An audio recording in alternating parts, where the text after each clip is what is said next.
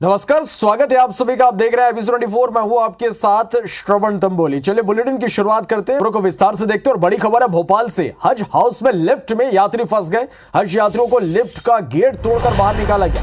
लोगों के सूझबूझ से एक हादसा यहां पर चला है। घटना का वीडियो भी सामने आया है। तो भोपाल से ये इस वक्त की बड़ी खबर आप तक पहुंचा रहा है, जहां हज हाउस में लिफ्ट में हज यात्री फंस गए। यात्रियों को लिफ्ट का गेट तोड़कर किसी तरह बाहर निकाला गया। लोगों के सूझबूझ से हादसा चला है। घटना का वीडियो भी सामने आया, जो इस वक्त आप देख पा रहे हैं। ब्रिजेश हमारे संवाददाता फोन लाइन पर जुड़ा है। ब्रिजेश, तस्वीरें भी हम देख पा रहे हैं। हज यात्री लिफ्ट में फंस गए। तकनीकी खराबी है यहाँ पर। कितनी देर फंसे रहे, कैसे निकाला गया इनको बाहर?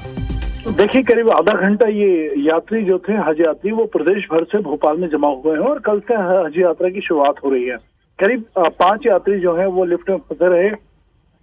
आधा घंटे तक करीब लिफ्ट में फंसे रहे। उसके बाद गेट तोड़कर लिफ्ट से इनको बाहर निकाला गया। इस दौरान तमाम जो दिक्कतें इनको आई उसका वीडियो भी वायरल हुआ है। लिफ्ट के अंदर जो लोग मौजूद थे उन्होंने वीडियो भी बनाया है। लेकिन आधा घंटे तक लगभग लिफ्ट में तकनीकी खराबी आने की वजह से ये लिफ्ट में फंसे रहे। बाद में जब इन्होंने कॉल किया कि लिफ्ट में हम लोग फंसे हैं, टेक्नीशियन टीम आई और उसके बाद गेट तोड़कर इन लोगों को बाहर निकाला गया। चलिए, शुक्रिया आपका ब्रिजेश इस पूरी जानकारी के लिए। बढ़ते आगे, छत्तीसगढ़ कांग्रेस में गुटबाजी सामने आ रही है। कवर्धा में घर घर चलो अभियान को लेकर पार्टी कार्यालय में जिला कांग्रेस कमेटी की बैठक का आयोजन किया गया। प्रेस वार्ता के दौरान कांग्रेस सेवा दल के प्रदेश सचिव जयप्रकाश बारले और पार्टी के पूर्व महामंत्री अजहर खान के बीच जमकर तू-तू मैं-मैं हुई। यहां तक एक दूसरे के ऊपर हाथ तक उठाते नजर आए। जिलाध्यक्ष नीलू चंद्रवंशी ने मामले को शांत कराया। वहीं एमपी के खंडवा में भी कांग्रेस की अंतरकलह खुलकर सामने आई। कांग्रेस दफ्तर में पार्टी प्रभारी संजय दत्त बैठक लेने वाले थे, लेकिन इस दौरान कांग्रेस के 2 कार्यकर्ता यहां पर उनमें बहस हो गई कार्यकर्ताओं के बीच और देखते ही देखते दोनों के बीच हाथापाई शुरू हो गई।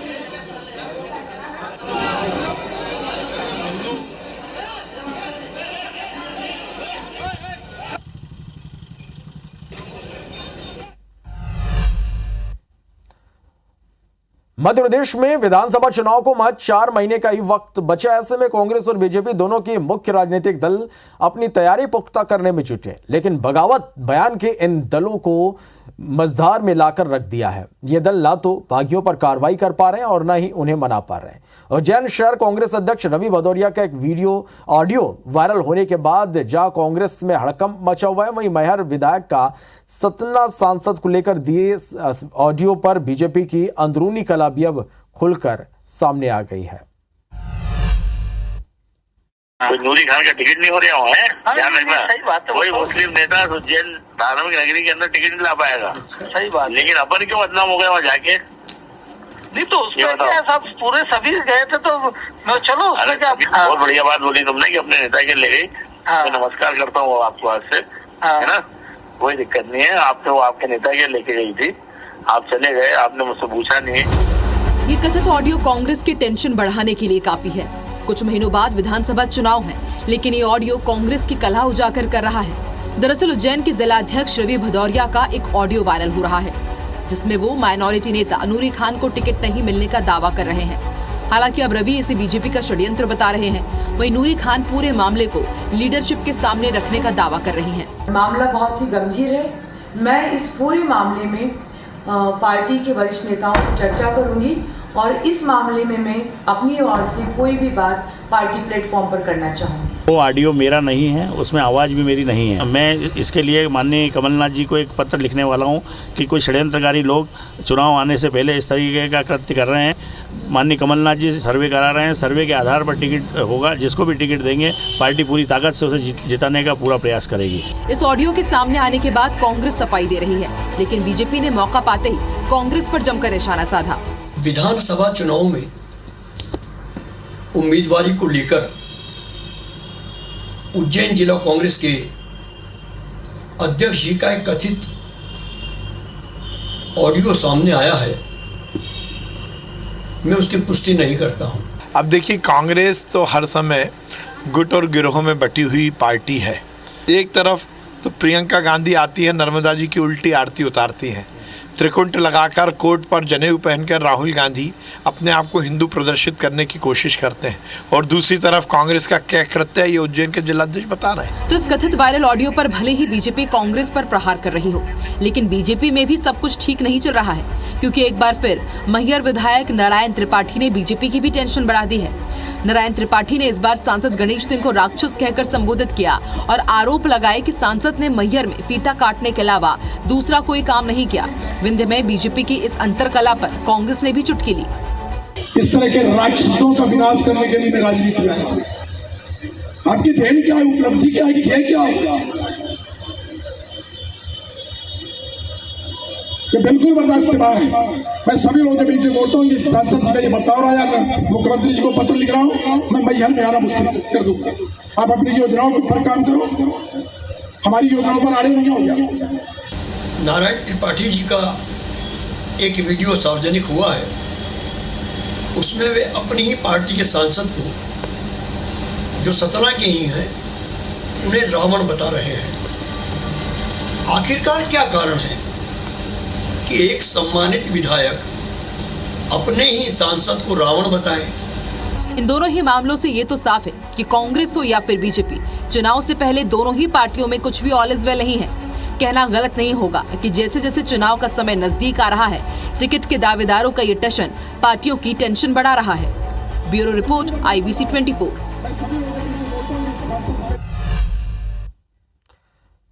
जबलपुर दौरे के बाद एमपी कांग्रेस के प्रचार और चुनाव की कमान कांग्रेस नेता प्रियंका गांधी के हाथ में सौंपी जा सकती है। कांग्रेस का आला नेतृत्व इसको लेकर लगातार मंथन कर रहा है। कांग्रेस का मानना है कि अगर प्रियंका को प्रचार की कमान मिलती है तो इससे सत्ता में वापसी में बड़ी मदद मिलेगी। जबलपुर दौरे के बाद एमपी में कांग्रेस के चुनाव प्रचार की कमान प्रियंका गांधी को सौंपी जा सकती है। इसे लेकर कांग्रेस का आला नेतृत्व मंथन कर रहा है। 2018 में हुए विधानसभा चुनाव के वक्त राहुल गांधी ने प्रदेश में चुनाव प्रचार की कमान संभाली थी, जिसके बाद कांग्रेस ने बीजेपी को सत्ता से बाहर किया था। प्रियंका जी आती हैं तो एक हमारा एडेड एडवांटेज है कि उनका कम्युनिकेशन महिलाओं के बीच में सीधे होता है, महिलाएं उन्हें पसंद करती हैं, उनमें इंदिरा जी की छवि दिखाई पड़ती है। वहीं इस पर बीजेपी का कहना है कि प्रियंका गांधी यूपी भी गई थी, क्या हुआ सबको पता है, यहाँ भी कुछ नहीं होने वाला है। प्रियंका जी को यूपी का कमान और प्रभार भी दिया गया था, तो वहाँ आपने हश्र देखा, ये कहीं पर खाते तक नहीं खोल पाए। वहाँ कहीं भी जाएं कहीं कोई जादू करने वाली नहीं। कांग्रेस का मानना है कि अगर प्रियंका प्रदेश में चुनाव प्रचार की कमान संभालती हैं तो उसे फायदा होगा। तो वहीं बीजेपी यूपी का उदाहरण देकर इसे फ्लॉप स्ट्रेटजी करार दे रही है। अब देखना यह है कि अगर प्रियंका को प्रदेश में चुनाव प्रचार की कमान मिलती है तो क्या वो कांग्रेस की सत्ता में वापसी करा पाएंगी। एमपी में विधानसभा चुनाव की तैयारी में जुटी कांग्रेस हारी हुई 66 सीटों पर फोकस कर रही है। इन सीटों को लेकर लगातार काम भी किया जा रहा। दिग्विजय सिंह और कमलनाथ ने इन सीटों पर दौरा कर बहुत कुछ माहौल बदलने की कोशिश की। वहीं कमलनाथ अब तक इन 66 सीटों में से 50 सीटों पर दौरा कर चुके हैं और लगभग हर बड़ी घोषणा कर उन्होंने इन्हीं जगहों पर की है। ऐसे में कांग्रेस ने जनता के सपोर्ट का दावा भी किया है।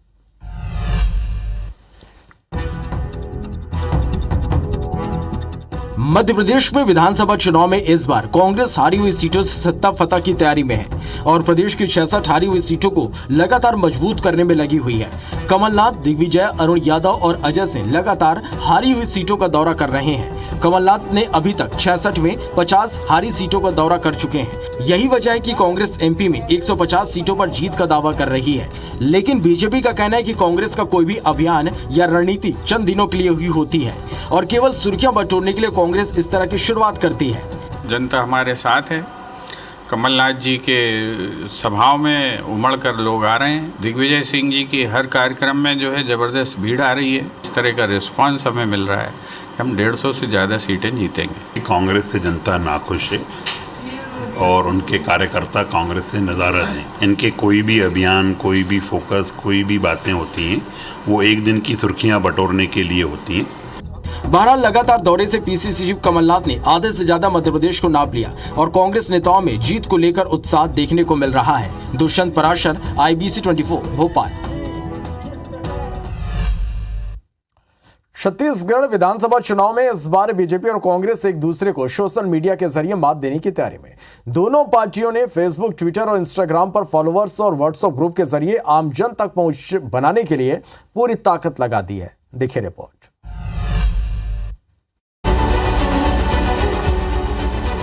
छत्तीसगढ़ विधानसभा चुनाव में सोशल मीडिया को बड़ा हथियार बनाया जा रहा है। ज्यादा से ज्यादा वोट बैंक बढ़ाने के लिए बीजेपी और कांग्रेस में फॉलोअर्स की संख्या बढ़ाई जा रही है। फॉलोअर्स की तादाद के आधार पर कांग्रेस और भाजपा में कांटे की टक्कर मानी जा रही है। इंस्टाग्राम और ट्विटर पर जहां कांग्रेस भाजपा को पछाड़ती नजर आ रही है, तो फेसबुक पर भाजपा कांग्रेस से कई गुना आगे नजर आती है। सोशल मीडिया के आंकड़ों की बात करें तो छत्तीसगढ़ कांग्रेस के ट्विटर में 252,000 फॉलोअर्स हैं। छत्तीसगढ़ भाजपा के ट्विटर में करीब 153,000 फॉलोअर्स हैं। वहीं इंस्टाग्राम पर कांग्रेस के 77.4 हजार फॉलोअर्स हैं। भाजपा के इंस्टाग्राम पर महज 10.8 हजार फॉलोअर्स हैं।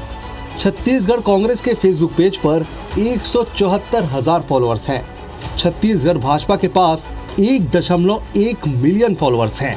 हालांकि कांग्रेस आईटी सेल के प्रभारी का कहना है कि फेसबुक पर भाजपा के फेक फॉलोअर्स हैं, क्योंकि कोई भी पोस्ट न तो उस अनुपात में शेयर हो पाती है और न ही लाइक और कमेंट आते हैं।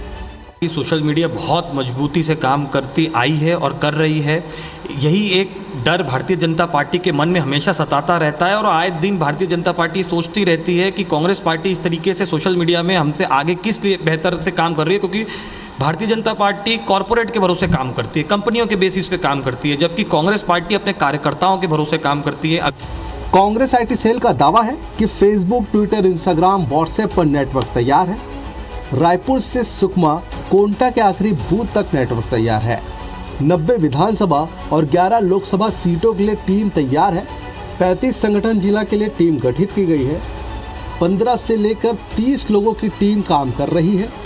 प्रदेश में 23,000 से ज्यादा बूथ तक व्हाट्सएप ग्रुप हैं और सोशल मीडिया बज़ क्रिएट करने पर फोकस है। जैसा कि मैंने आपको बताया, हमारी टीम पूरे ब्लॉक स्तर से लेकर बूथ स्तर तक पे है, तो हम 15 से 20 मिनट के अंदर तक रायपुर से बैठ के बस्तर के कोंटा, सुकमा तक और इस तरफ अंबिकापुर, सरगुजा तक हमारी बात को पहुंचा सकते हैं। कांग्रेस की तरह भाजपा की तैयारी भी इन तमाम पैरामीटर्स पर है। बीजेपी सोशल मीडिया विंग का दावा है कि भाजपा 64 लाख लोगों का नेटवर्क तैयार कर चुकी है और सिर्फ एक क्लिक पर एक साथ इन 64 लाख लोगों तक पहुंच सकती है। तो हमारा फेसबुक प्रथम जो है प्लेटफॉर्म रहता है। ट्विटर में शहरी क्षेत्रों में है, लेकिन हम ट्विटर में भी आगे बढ़ते जा रहे हैं। हम उस पर नए लोगों को जोड़ते जा रहे हैं और लोग जुड़ रहे हैं। ये जो आप अगर आकलन करेंगे तो अभी लगातार हमारे साथ ट्विटर में काफ़ी लोग लगातार जुड़ रहे हैं। और इसके साथ ही इंस्टाग्राम आजकल यूथ का एक नया प्लेटफॉर्म है, तो यूथ के प्लेटफॉर्म के लिए हम इंस्टाग्राम में रील्स, मीम्स और उसके लिए हम काफ़ी काम कर रहे हैं। बूथ तक की हमारी संरचना हो चुकी है, जो कांग्रेस अभी नहीं बता सकती कि उनके पास बूथ तक के व्हाट्सएप ग्रुप होंगे कि नहीं होंगे। बहरहाल आधुनिक सोच और युवाओं को आकर्षित करने में बीजेपी और कांग्रेस कहां तक सफल होती है, ये तो आने वाले चुनाव के नतीजे ही बताएंगे। राजेश राज, IBC 24, रायपुर।